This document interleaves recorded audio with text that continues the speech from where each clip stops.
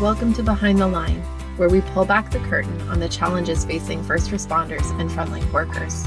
The work you do is unique, and so are the stresses that go with it. Join me as we tackle key issues to reduce risks for burnout, and as we work to support you in doing the job you love without sacrificing being the kind of person you want to be.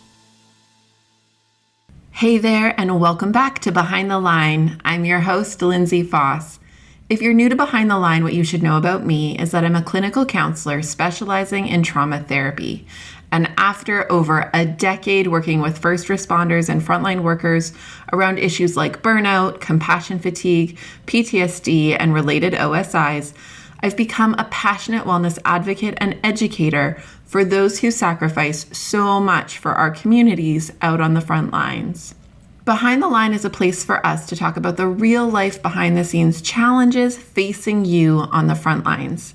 I created this podcast with the hope of bringing easy access to skills for wellness, allowing you to find greater sustainability both on the job and off.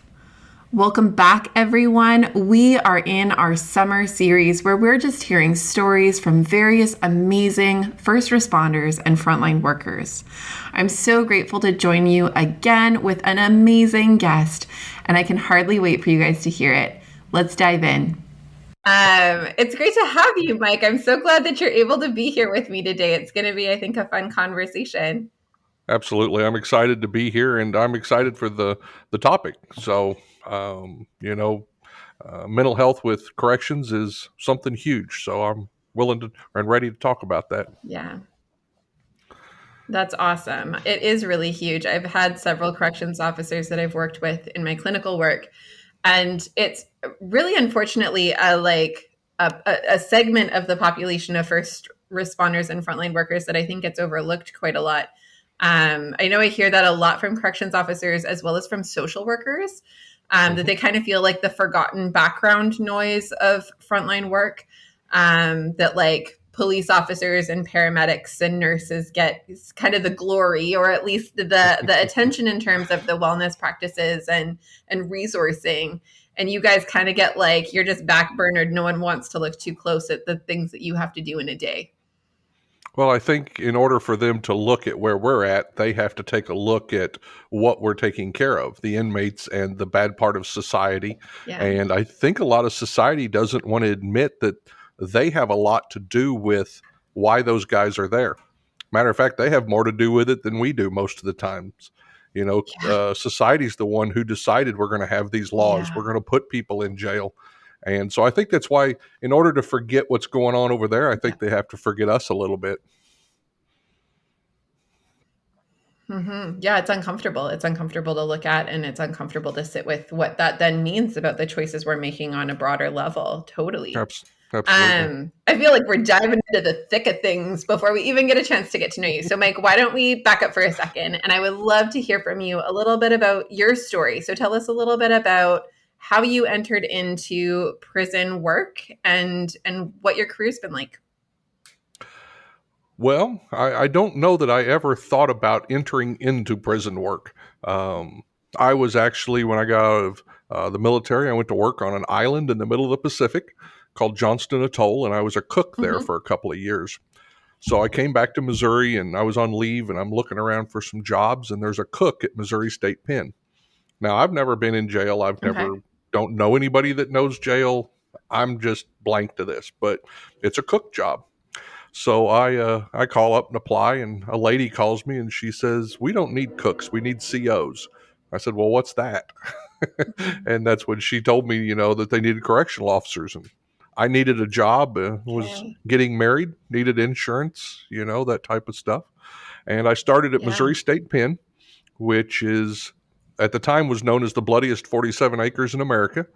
It was an amazing, scary, crazy place to start. I still have people that I know back then who, when you're in those situations, you become very tight with the people you depend on. But I saw my first murder and suicide within a couple of weeks of being in there. Yeah. It was a regular thing to have staff assaults. So it lived up to its name. And So I worked there for a couple of years, Hmm. wanted to go back towards where my home was at and put in for an officer job at Ozark Correctional Center, which is in southern Missouri. And I got there, and they offered me the chance to run a dog team. And so during my career, that's Okay. probably the I don't know if I want to say the best part of my career, but I got to go out in the public. We got to go after find lost Okay. children, help elderly people who walked away from Mm. nursing homes, help law enforcement find bad Yeah. guys. We got to go to parades. Mm. We had little coloring sheets, and Yeah. the kids would come up. They knew the Cool. dogs' names, so it was a part of corrections that most people never see, because we don't get that Yeah. public interface. So Yeah. let's see, I did that till 99. And then the Okay. warden came in one day and said he didn't want to pay for dog food anymore. And so I applied for the federal system and Okay. went to Leavenworth, started there, another penitentiary, another rough place. Gang violence Hmm. was off the hook at the time, and did Yeah. that for, I don't know, a few years, and then came back to the Federal Medical Center in Springfield, Missouri, which Okay. the, let's see, it's kind of broke up into quarters. About a quarter of the inmates are cadre. They mow the lawns. They do that kind of stuff. About a quarter of them are medical inmates. Okay. Now, those may be lifers. They may be minimum security inmates, but they have medical problems that keep them there. About a quarter of the inmates there are on dialysis. It's the biggest, as far as I know, it's the biggest dialysis center in the United States. Last I knew, there was about 60 machines Okay. running all week long. And about a quarter of it Mm. is, this is the way I describe it. If you take the Federal Bureau of Prisons inmates and you condense the cream of mushroom soup of the worst mental health inmates, that's where they live. And I spent a lot of my time there in the mental health unit for the Mm. next, I became a supervisor, and I stayed there till 2015. And so saw a lot of stuff, Okay. crazy stuff, sad stuff. Yeah. Saw it all. And then they asked me to go Yeah. open up the it was Thompson Prison in Illinois, which was the special management unit for inmates who are problems. And so I went and opened that up for the next 5 years. Mm. And then I went to Washington, D.C. as the chief of the Office of Emergency Preparedness, kind of running emergency preparedness and all the special teams for the Bureau of Prisons. And retired at the end of Wow. 2020 and started a podcast and went to work for Pepperball. So I still get to train law enforcement and corrections. I get to visit with them every week. And so that's been great for me, not to Yeah. have to just break it off and step away. Mm. But that's me. That's where I'm at now. Yeah. I have a wife, Catherine. I have two Wow. children. What a story. Yeah. Yeah. That's Through, amazing. How old are your kids? um, I don't know exact ages. Let me guess here. I think Jacqueline's 30. I think John's 26. I'm gonna guess right. I quit taking track when they left Perfect. high I mean, school. old enough that you don't have to think about it anymore. Yeah. Right, right. Fair. That's fair. Yeah. I mean, it sounds like you have done some really amazing things in your career, Mike, and been exposed to some pieces that I think the average Joe may or may not be exposed to in the course of a lengthy career. In something Right. like corrections, I think it's hard to have a lengthy career in corrections for a lot of people these days. Been married 30 years Yeah. to the same When lady. That's you, hard to do too. I mean, I feel like she deserves an award, probably. Oh, I guarantee it. It sounds like there's been a lot of moves and a lot of sacrifices along the way for all of this. Absolutely. Hmm. Yeah, she's given up a lot, but Yeah, marriages are one of the first things to go sometimes in corrections. So we've held it together, and yeah, I'm proud of that. that's So amazing. Yeah, congratulations.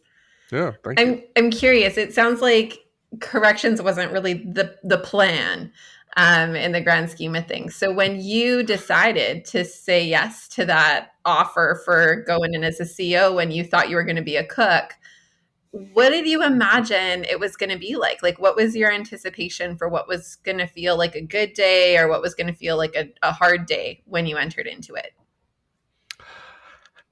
For the first several years, I didn't have any expectation to stay. My father was a firefighter. I grew up around police officers and Yeah. firefighters, and so I knew Okay. public service, but corrections was never part of that. And I think, at the time I was applying for some police departments and some fire departments, and I thought that would kind of carry me through until I got one of those jobs. And so I Mhm. walked in one day, and this was the turning point in my career. And I walked in the lieutenant's office one day, and I said, Lieutenant this, Lieutenant that. I mean, I was just bitching, just griping about this and that. And he turned around Mm. at me and he said, are you on the lieutenant's promotion roster? I said, no. He said, then shut up. If you're not willing to step up and fix some of this, I don't Mm. want to hear it. And so I Yeah. got on there and I went into supervision, and I kind of had to change who I was and how I approached things, because now I was leading people and Mhm. their safety was in my hands. And so it gave me a whole new Yeah. perspective on corrections. It wasn't just, eight in the gate and just dragging through it every day. Yeah, there was like a different intention in it, it sounds like. It gave me purpose. I don't think I had purpose with it Yeah, before that's that. fair. Yeah. I mean, it sounds like it kind of changes it from a job to something that has like meaning that feels personal. hmm it absolutely did. I was Yeah. able to affect change. I was able to change things that I saw that were wrong, and I was able to help people. Mm. Um, and some of them I've, Yeah. brought up through corrections. I'm still doing that. I still get Mhm. phone calls from people going, "Hey, boss, I want to put in for this job. What do you think?" So that feels good. Yeah. The mentorship that I got to develop. Cool. Yeah. Yeah.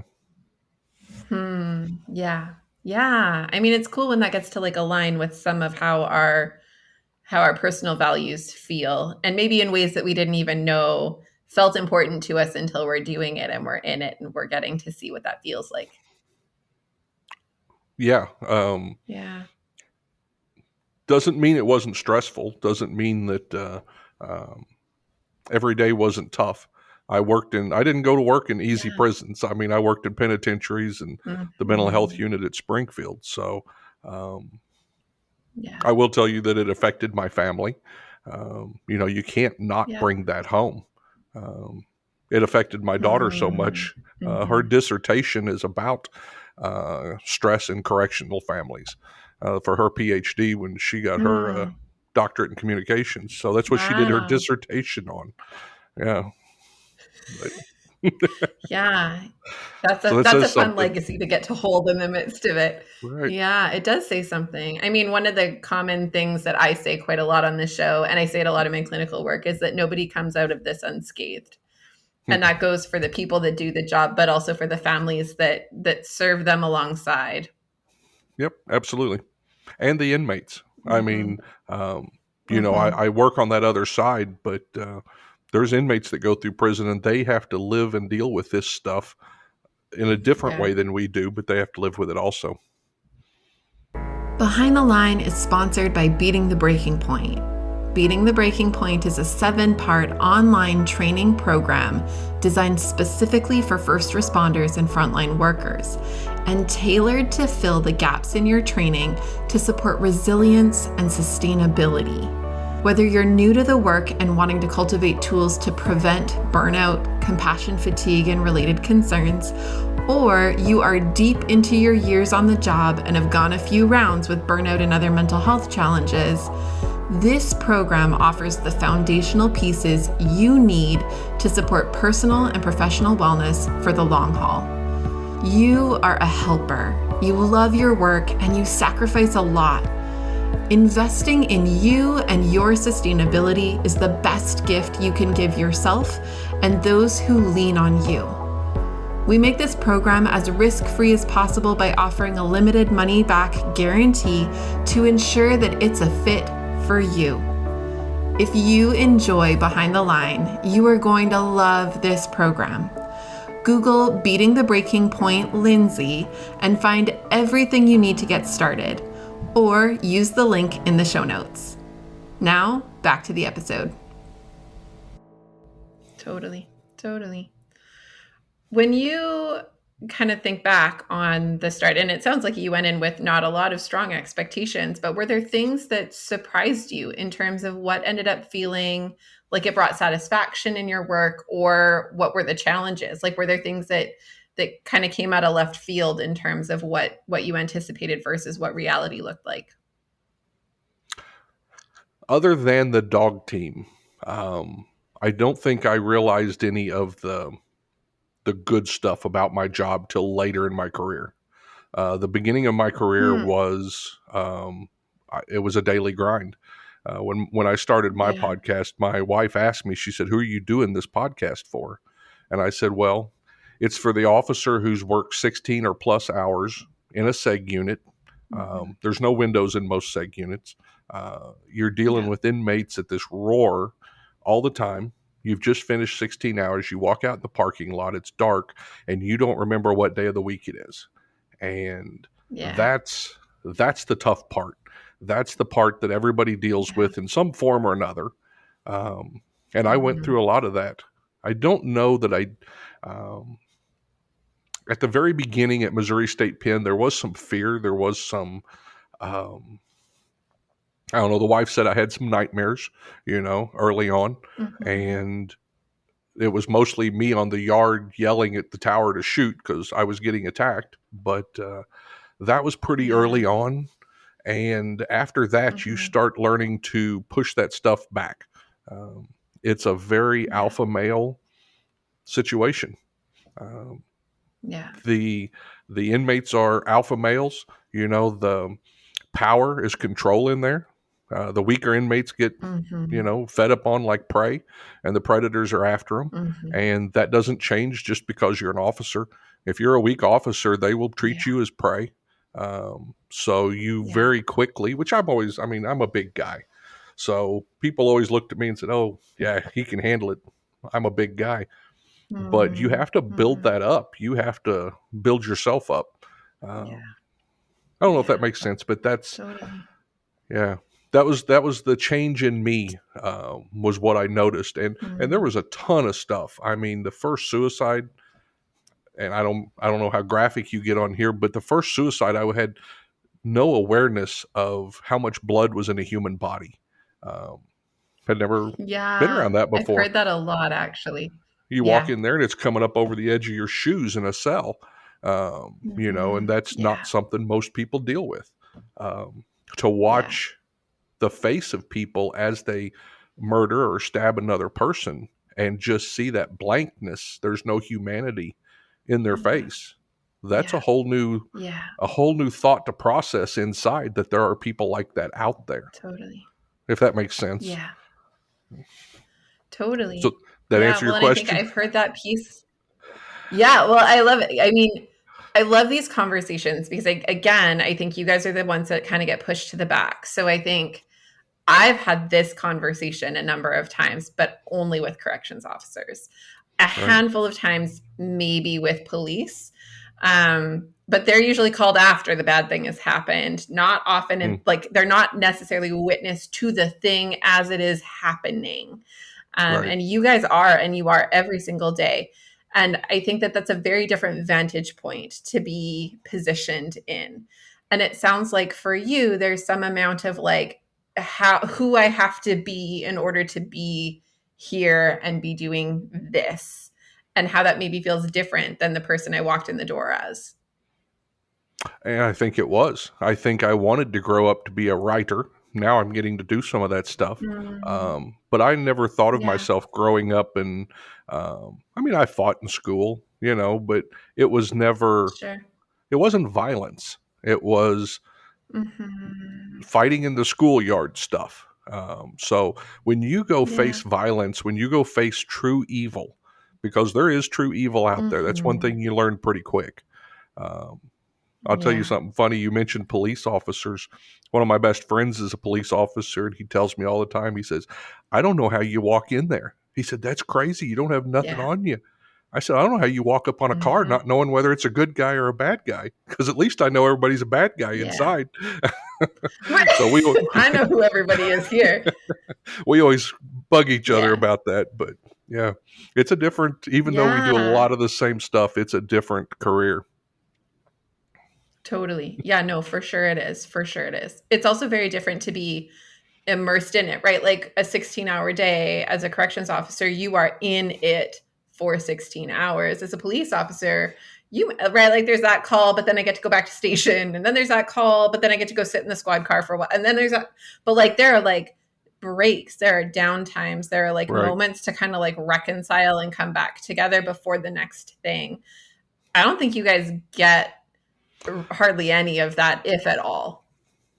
No, and I had never really looked at it that way because once you walk through the gate, you stay in there where you go to the bathroom, where you eat, Yeah. where you rest, everything is inside the prison. And if the alarms go off, you run. There is no, Yeah. I'm on break. So yeah, Totally. it Yeah. is. You're in there full time. Yeah, And you totally. become like It them. is a very full immersion. You learn to eat Yeah. ramen noodles. I mean, you almost pick Mhm. up some of the habits Yeah. that are go on in prison. Well, I mean, to some extent, I would imagine that you have to, right? Like there's a certain amount of like adapting to know the evil I'm working with, right? And that to some extent we have to adapt similar tactics and tools in order to be able to battle this kind of monster, right? Like we have to come in and understand in order to be able to do and serve. And so I imagine that's a bit of a catch 22 that we have to kind of sacrifice aspects of our own sense of like self and humanity in order to try to get into the shoes of someone who has done so much sacrificing of their humanity. Right. And how do you then emerge back out and do regular life, which I think is the question that I get a lot of clients sitting with me asking. How do you do that? How do I come back out and be with my young kids who believe that the earth is beautiful and that people are wonderful and kind and trustworthy when I have just experienced the worst and hardest of it? Mm-hmm. And every day you have to do that. Yeah, It's not, you don't come out on totally. vacation and do that. You have to do it every night when you come in, or every morning, or yeah. Um, Yeah, yeah. yeah. Okay. So we're going to circle back there in a second because I do want to hear, given the length of your career and how you've remained committed to that kind of a career for so long. I think that's rare.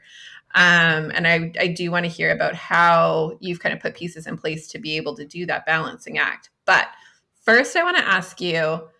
I know you gave us this like really fantastic resume of this really cool career life you've Oh, you lived, cut and there out are a some little bit. really neat pieces. Oh, sorry. Hopefully, I'll pick back up. Do you got me? Okay, there you go. Now you're back. Okay. Ask So me again. when, okay, perfect. So when you reflect on your time in the work, what are your big win moments? Like, what will you look back on with a lot of fondness and admiration as you think back on your efforts in the job?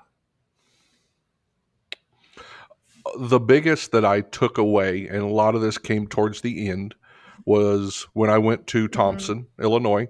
I opened up the new special management unit. So we were hiring staff, and I was hiring um, just tons of staff. We didn't open up for the first year because we're doing Mm-hmm. all this hiring. So I spent most of a year training these brand new correctional officers.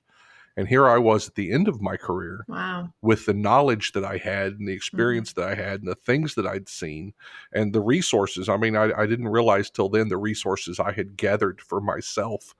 And so I was able to sit down and put these classes together and really produced, and not by myself, by no means, but Mm-hmm. produced some great staff. Um, that was probably the highlight of my career, was getting to see that, getting to see them grow, getting to see us get inmates, and then they walked in the housing unit and they were able to handle it. Several of them, I got to promote from officer to lieutenant, right there Mm-hmm. during the time I was there. So to see that was Yeah. special and meant a lot to me. Yeah. Yeah. That would be really cool. Yeah. On the flip side, Hmm. when you reflect on the work, what are the pieces that you regret or wish you could have done different?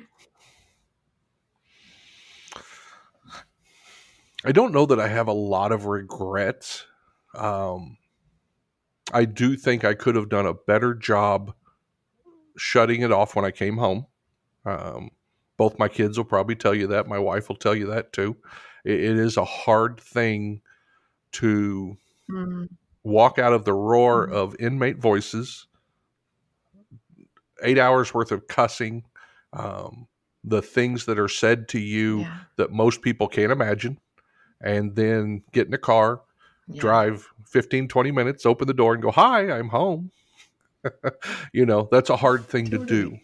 Yeah. Um, I don't know if you've got time, Totally. and maybe if you want to cut this, or you can. Um, so I used to write poetry, and I actually put it all down in a book. But I have a poem that I think explains me more than anything about that.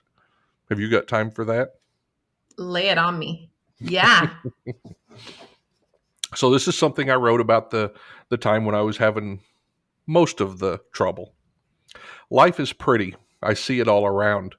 Pretty wife with green inviting eyes. Pretty kids looking forward, never back. I pat them on the head and kiss my wife. She's my lover, my guidepost sometimes. One last look at the pretty family, pretty flowers on a pretty table. Pretty photographs display a pretty life. Then I leave. As I drive, I start to notice it. I can feel life becoming strained, tainted, and dirty. The prison where I work is out of sight, yet I can feel it. For 8 hours, I try to block the nasty stench, the air. I try not to breathe. Washing, always washing my hands, trying to remove the slime, the filth, the dirt. But it won't wash off. The dirt is not on me, it's all around me, trying to get inside. Finally, the day ends, uneventfully. I return to the prettiness, all clean and safe. I am home again. But I am not all here. I left part of me there, washed away with the dirt. So Hmm. Yeah. that kind of sums That's it up. beautiful. It's just it It was a does sum cathartic, it up. cathartic way Yeah. for me to put that into words, what I dealt with every day, because I did have a pretty life. Yeah. Hmm. Then you go look at the nasty. Yeah. Hmm. So Yeah. So, what are the ways, aside from washing your hands, what are the mm, ways that you helped yourself kind of move from one space to the other? And how did you stay in it so long? well, I'm still in it. I still, like I said, go all the time and get to visit these great people. But you got to have something outside of work. Mhm. And for me, through a lot of my career, Yeah. it was the Highland Games. I don't know if you've ever heard of that, but it's a bunch of guys in Oh, kilts. shut up. Really? Yeah. I So I could, love the Highland Games. That's yeah. awesome. So I don't know, maybe 15 years I did that. So that gave us something to focus on the weekends, gave me something to stay in the gym and That's the train and coolest. that kind of stuff. Yeah. We And as a family, every moment that we got, Missouri has, I think, 90 state parks, and we've been to 88 of them. Mm. So, I mean, on the weekends, Yeah. we just got up and went. And I think that's what did it. Mhm. I also credit my wife. So, several of the places that I worked think that the only way to do stuff is the way they do it. Well, about once a year, she'd let me just Mm. go take a class, whether it was a firearms class or a breaching class or a leadership class, and we'd pull that money out of the stash, and she'd let me go do that. So I got to keep this bigger picture of what corrections was, instead of just Yeah. getting trapped in my own little world. I got to see corrections on a bigger picture, more agencies and stuff. And with this Mhm. podcast now, I'm starting to see it globally. Um, 18% of my listenership's out of Australia. I don't know why. Yeah. Yeah. So Mm. now I look at it globally, and I went to the mock riot last 2 weeks ago, and I got to meet guys from Yeah. Ecuador and Colombia and all these foreign countries who are there doing the same thing I am. And so I think that helps you a little bit to know that there's a Mhm. bigger community, and it's not Yeah. just you, because you feel that way. Totally. You get locked on those housing units and nobody else is Mhm. there. Somebody comes and counts with you twice a night, and it's Yeah. just you and somewhere between Mhm. 40 and 100 inmates. So you start thinking that it's Yeah. just you. Does that make sense? Mhm. Totally. Totally. I mean, I think that's to some extent why we created this podcast was um I think so many people who are in frontline work of any kind feel some amount of that aloneness. Like even in positions where they share space together and have more interaction, we still experience a lot of what we experience feeling like somehow we're holding it differently or we're not doing it as well or we're worried about how the people who are around us are going to perceive us if we really like name how it feels to exist in it, because at some point we also have to have each other's backs and I need them to trust that I'm going to have theirs, so I don't want them to think I'm not okay, but also Right. I'm kind of not okay, but because I don't share that, I don't know that everyone else is feeling that too. Right. And so I remember when we first started this podcast, I got emails for the first several weeks from various people. I had like a social worker and a nurse and a police officer and a paramedic, all in a very short period of time, email me and say, I was listening to your podcast. A friend sent it to me. I was listening to it on the way home and I had to pull over to stop and cry because of how I just felt like someone gets it. Mm. And it was fascinating that they're not even hearing from people who are in their same profession, but there's so much shared experience in terms of what it feels like to exist in the degree of like chaos and uncertainty, as well as the very like messy political bureaucratic systems that these workplaces tend to operate within, that there's so much commonality across that it didn't matter that they were from totally different professions. They all felt that same Right. sense of like, oh my gosh, someone gets it. Right. And I do think you see that if a correctional officer ever sees an officer needing help, I mean, they're there. When we go downtown, take those inmates Yeah. down there, we're there to protect the nursing staff as much as we are anybody else, So I do think Totally. we feel a kinship, and that Yeah. feeling, having that feeling that somebody else understands you is great. But I will also caution that I saw a lot of people who took that, and the place they found that was to go after work to the bar. And so there would be this, bar full of Yeah. people sitting in a line here, all commiserating about how bad their day was while they were drinking, and it becomes a habit. Yeah. Now, not to say I didn't go out with my friends and have a drink once in a while, but you got to be careful not to let that become your life. You got to have something Hmm. else to do. And for me, it was family focused and Yeah. Highland games or something else. And then once in a while, I'd go, to the bar and Hmm. I'd have a drink. But I saw a Yeah. lot of guys that that's every night. When I worked at Missouri State Penn, I remember going to, I can't remember the name of the bar, but it was right off a couple of streets away. And you'd walk in there, and when you'd open the door, you couldn't wear your uniform. And you could just see these Hmm. rows of bar stools, guys with green pants and white T-shirts because they'd taken off their uniform shirt. Hmm. And it was, Yeah. you'd see Totally. 15, 20, 30 guys in there, all, of course, dressed the Yeah. same, throwing back beer, trying to get rid of that day. Yeah. And so something to be careful of. Totally. I mean, for sure. I love that you're naming that because I think you're right that there's these pieces in terms of how we protect ourselves from the impact of the work by having other like interests. I love the Highland Games piece, right? Like we have things that we feel invested in that aren't just our work. I think one of the risks we have is over identifying with our work being our whole self. And equally, that's true in relationships. Like our work relationships can kind of become our whole sphere of influence, Hmm. which is like risky when we don't have other people that offer a counterbalance and show us that not all of the world is this gross, terrible, awful thing all the time. We need those friends or family members or people who have a degree of like innocence and disconnection from that because they help reconnect us to the sense that the world is good sometimes, because we can forget that when we get too immersed over here. I've done that many times. Yeah. My wife's reminded me Yeah. of that. Yeah.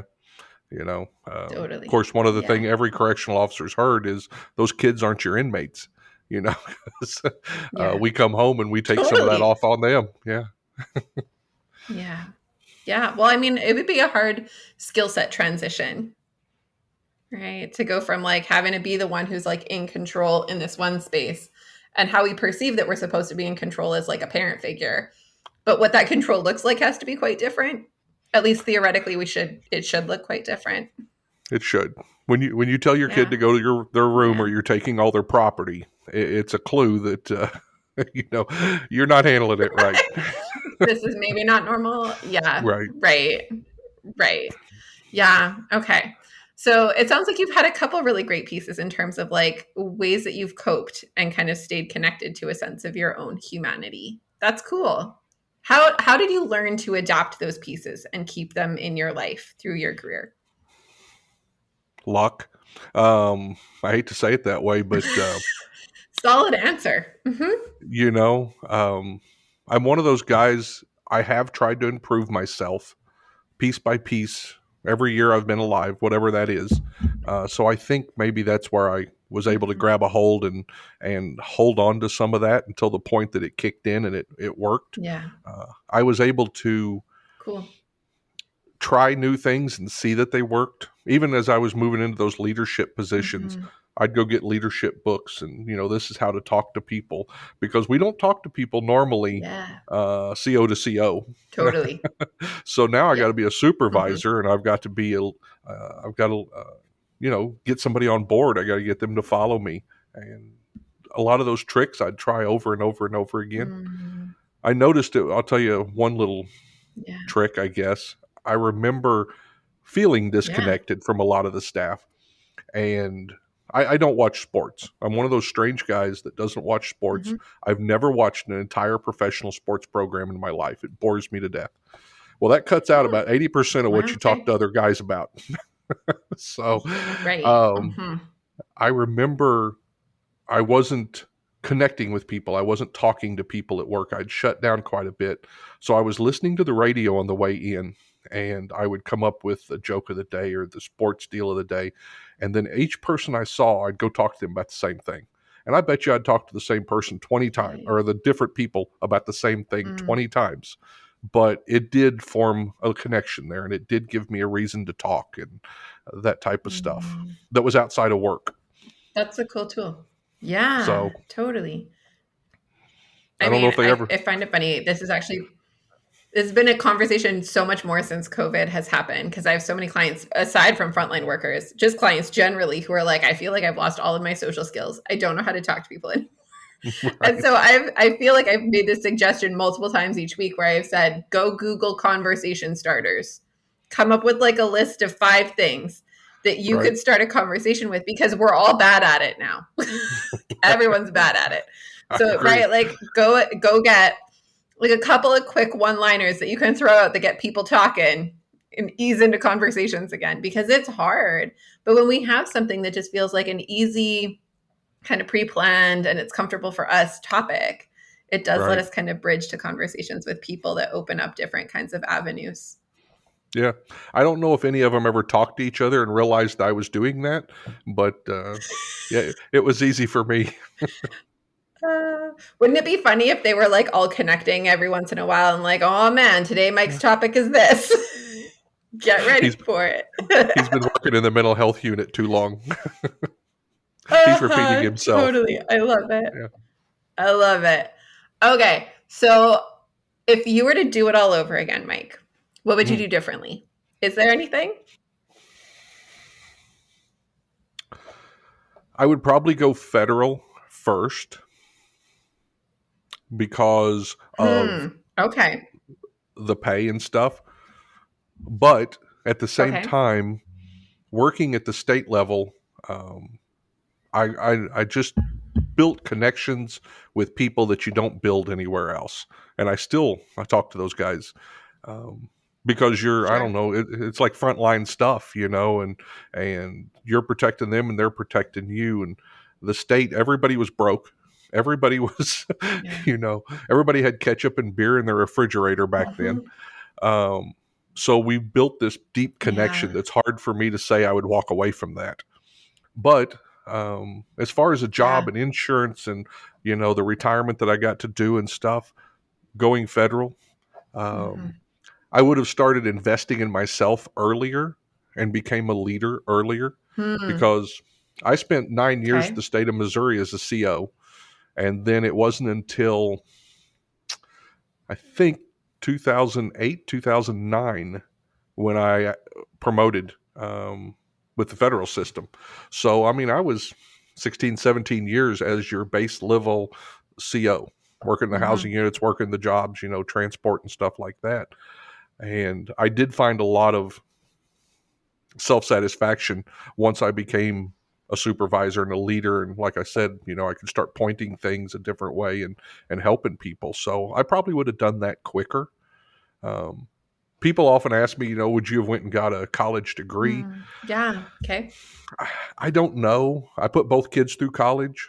I did all this in a high school Mm, degree, and there's several of us that yeah. I've ran into over the years. I retired as a GS-14 chief in DC with a high school diploma, and corrections is one Totally. of the few places where you could still grab your own bootstraps and go to the top. You really, the job you do and how you do it, and granted, there's politics everywhere, but the job you do and how you do it Sure. can carry you in this field still. And I think that is probably true for Mm, police and you know other places like that. But I don't know where else I could have. I don't picture myself somewhere else anymore. If that's you know, mhm. Yeah. I did it. I did it pretty Yeah. well. I'm happy. Um, so I don't picture Yeah. myself doing something different. I don't know, maybe archaeologist. Ah, like Indiana Jones. Right. An Cool. Indiana I Jones mean, type. good Yeah. side alternative. Right. Yeah, fair. Exactly like that with the fedora and everything. Um, you mentioned this piece about I did it and I think I did it well. And I'd agree with you. I think it's amazing the career that you've had. I wonder what you think differentiates you and your journey from some of those who aren't able to kind of make it through that many years or kind of make it to the pension timeline. Like, what do you think? What do you think are the things that allowed you to stay in as long as you were able to and remain as intact as you seem, where others really get broken by this job? I mentioned already family connection. I think that's huge. I think that was big for me. But I also think when you go into work, Yeah. it's very important who you attach yourself to. And I was careful, Okay. I think, to attach myself to some really quality people over the years. Now, whether they were the same rank as me or whether they were Mm, supervisors or whatever, I worked with some great people. Now, I've worked with some bad bosses, but I attached myself mm, to great people who still call me and check up on me, and I'm retired. Uh, so I think that would yeah. probably be, other than family, make sure, because there's always that. Let me tell you a little Hmm. story. So I go to work at Ozark Correctional Center, and they put me on midnights. Of course, I'm a rookie, so I'm on Hmm. midnights, and there's a guy working the front gate, old guy. And every night I'd go down there because I had to make my rounds, and he'd go, rah, rah, rah. He just hated life. So 6 months in, there's a job comes Yep. open on day shift. And I said, well, I'm going to put in for this job. Hmm. And he says, you're not going to get it. They don't want you on days. I put in for that all the time. I don't get it. I'm like, okay. I went ahead and put in for it anyway. So I got it. 6 months in, now I'm on day watch. And I see the captain, and I'm Hmm. like, hey, why won't you guys let Pete come to day watch? And he says, Pete put in for day watch once 15 years ago. He's been sitting out there on midnights bitching about it ever since.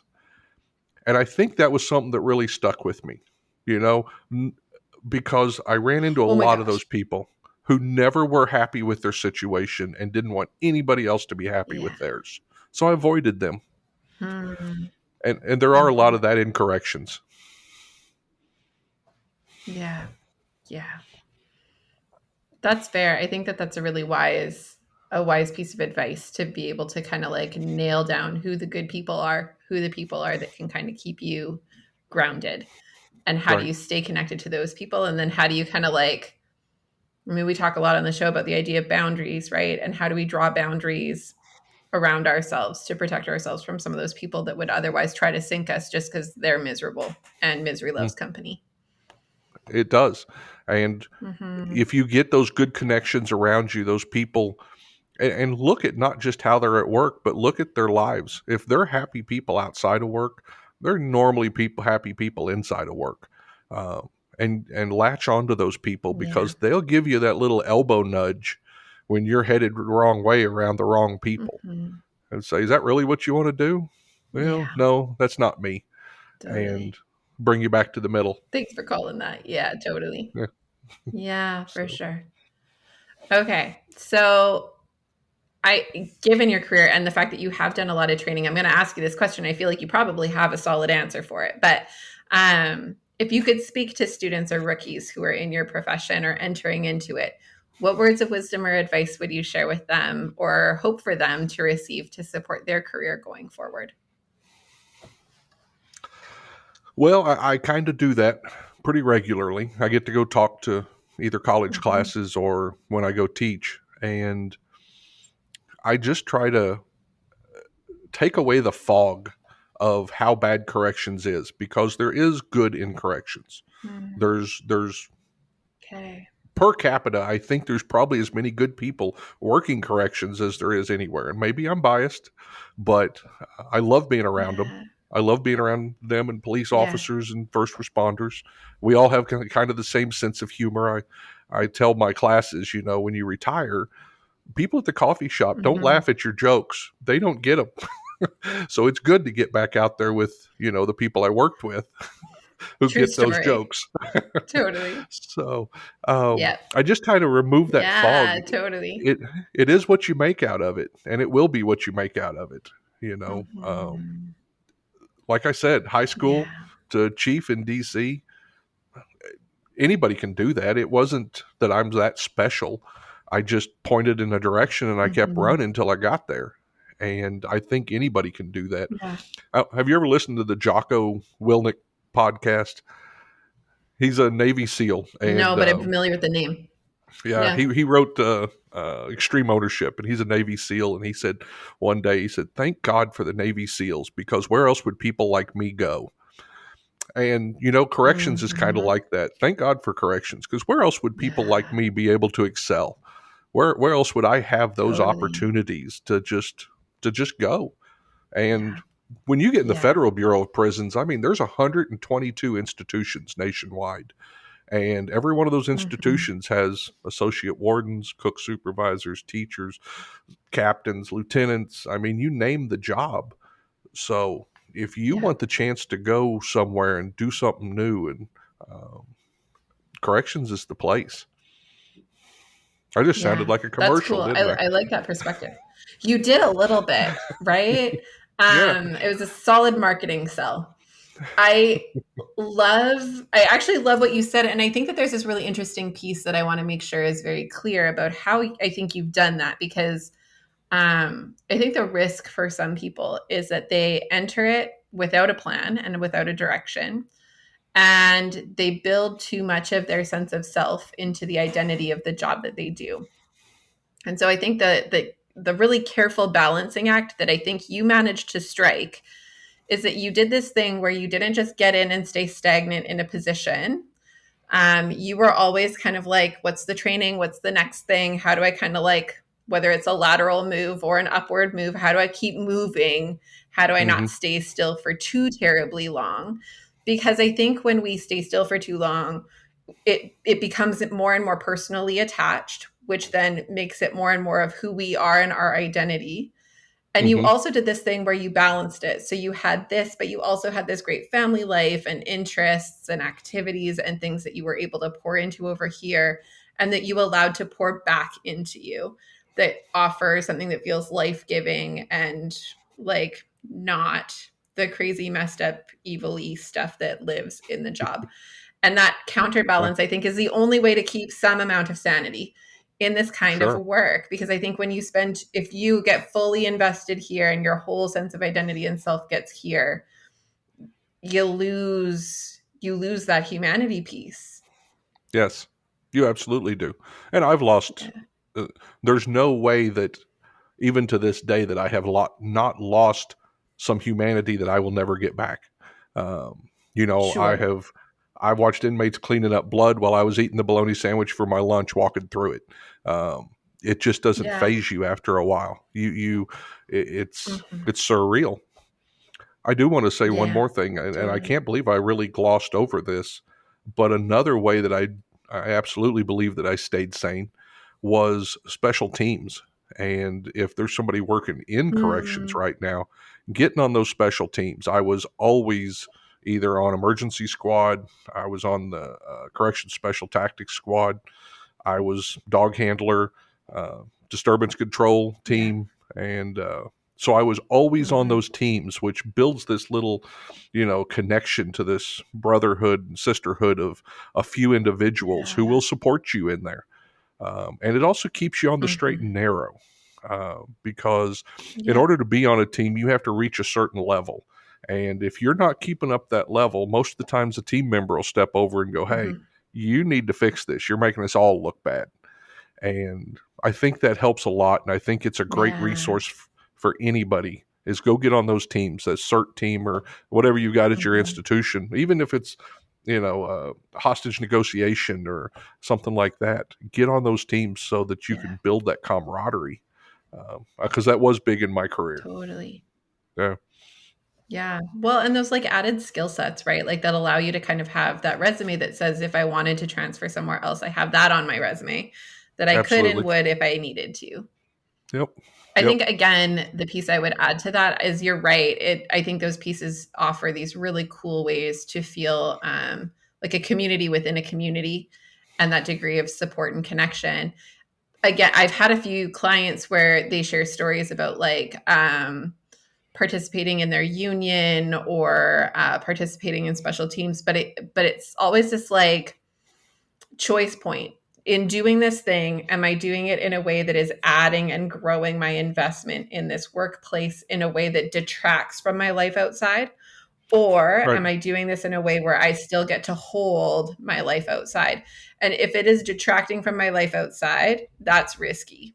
Because I think Yes. that's the place where some people get more and more and more invested because they're taking on more and more and more responsibility or interest here and they lose Sure. access to the outside life piece. So Yeah. I think you're totally right, but it's like a with intention and caution about how you go Yes. about doing it.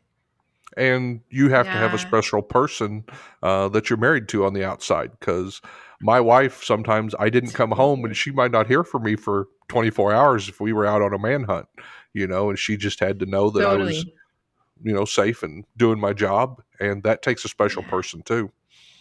Yeah. Totally. Totally. Um tell me, so I've asked all the questions I intended to ask, Okay. but I really want to hear more about your podcast. And I know that you're doing a bunch of writing. So tell us a little bit about some of your big plans in retirement. What are you up to? Well, just as an afterthought, when I retired, I thought about this podcast and I started the Prison Officer podcast.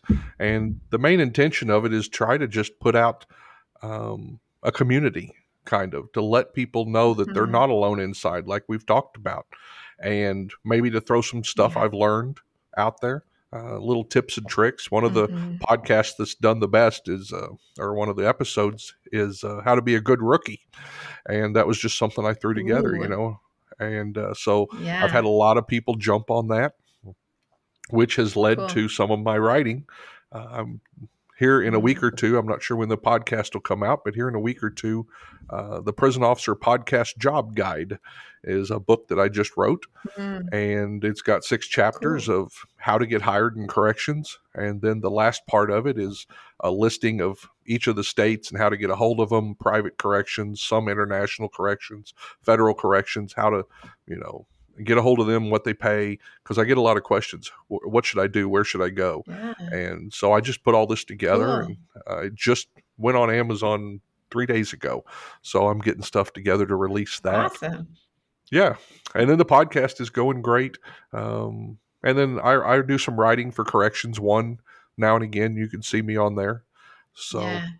Yeah. um, and with being a pepperball instructor, they let me travel around and, uh, like I said, go get to Yeah. meet more law enforcement and corrections and be around my people. That's cool. So, Which is like yeah, it's nice when we can like use retirement to just invest harder in the projects that bring some amount of like fun or that we feel passionate about. yeah. And I run across a lot of people who go, why in the world don't you just walk away from it? Because I know a lot of people that have. They retire and they don't ever even say the word prison again. But I still think I've got a lot of stuff to say and some people to help along the way and make their job easier. And so I think I'll keep doing it for a while and see where it goes. That's cool. I mean, I think that we need people like that. We need people that are willing to kind of translate down their experience and wisdom to the generations coming up and to leave that kind of legacy. Like that's a pretty cool piece to get to continue to invest in and pour out of. Yeah. Very cool. There's training yourself and anyway, there's training yourself and then there's that point where you get to life and, you're becoming knowledgeable and you get to train others. And then there's this point at the end where you're a mentor and you get to direct and help people. And definitely the best part. Yeah. Definitely. Yeah. That's cool. That's cool. I'm curious if there's anything else, Mike, that you would want to share or that you'd want our audience to hear about. No, just know that you're not alone out there. I know some of you are sitting in a SEG unit right now and, you can't hear nothing but the roar of the voices and you're getting cussed at and things said to you that most of your family can't imagine. And it's a global corrections world out there. There's people doing this job all over the world. And as long as we keep that in mind and just know that we're not alone, I think it helps with the day-to-day. I think it does. So yeah, totally. I super appreciate your time, Mike, and for you to take the time to share some of your wisdom and experience. I think it's wonderful. We will absolutely be linking to your podcast as well as your book on Amazon coming up to make sure that people can find that real easy if they want to jump down to the show notes and check that out. So thanks so much for your time today. Sounds good. Thank you, Lindsay. Cool. Have a great day. I want to say one more big thank you to my guest for today. It is so wonderful to get to have this opportunity to talk to some incredible and amazing people who have been out there doing the work, seeing the stuff, and figuring out how to hold it differently. I'm so grateful for the willingness of these incredible people to jump on with me, share their stories, and share with you the various ways that they're learning and finding to move through this kind of work with some amount of sanity intact. I think we can all take something really special from that. As we wrap up today, I want to encourage you to please reach out and connect if you have any questions or feedback. I love hearing from you and shaping this podcast to echo your needs and interests. I also love hearing about what you're working on and how you're using what we talk about on the show. You can follow me on Facebook and Instagram at Lindsay A. Foss, or you can email me at support@thrive-life.ca. If you have any feedback for my amazing guest today, please let me know and I'm happy to pass it along. I continue to be so amazed and inspired by this community that we are building and creating together. I'm so grateful for your support and that many of you are so incredibly keen to share about Behind the Line to others on the front lines. Thank you so much for sharing with those you know. I want to let you know that we do have ways to support sharing. So if you reach out to me, I can send you posters and cards and all kinds of other ways that you can share with your workplace and your colleagues about Behind the Line and our other resources. Also know that you can share any of our social media posts or forward any of our emails that we send you with reminders about the show. We just want more people to be supported. Know that we can be found online on our website, on most major podcast platforms, as well as on YouTube. Many of our summer series episodes will be videotaped, and we will include those recordings on YouTube. So check those out if you want to join us in real life. Click subscribe to get alerts about our latest episodes, or subscribe to our email list to hear from me about all the exciting things we have going on and coming up. You'll find all the details you need in the show notes, and you can access our email list by clicking to get our free Beating the Breaking Point Indicators Checklist and Triage Guide, which helps you facilitate self-assessing burnout and related concerns. We make all of our different resources available to you guys because the work you do really, really matters to our communities. But way more than that, you matter. Your life matters, and the people who matter to you matter. And we want to make sure that you have what you need to keep up the good work at work, but as well in your very real and amazing life outside of the work. So use it and share it. And until next time, stay safe.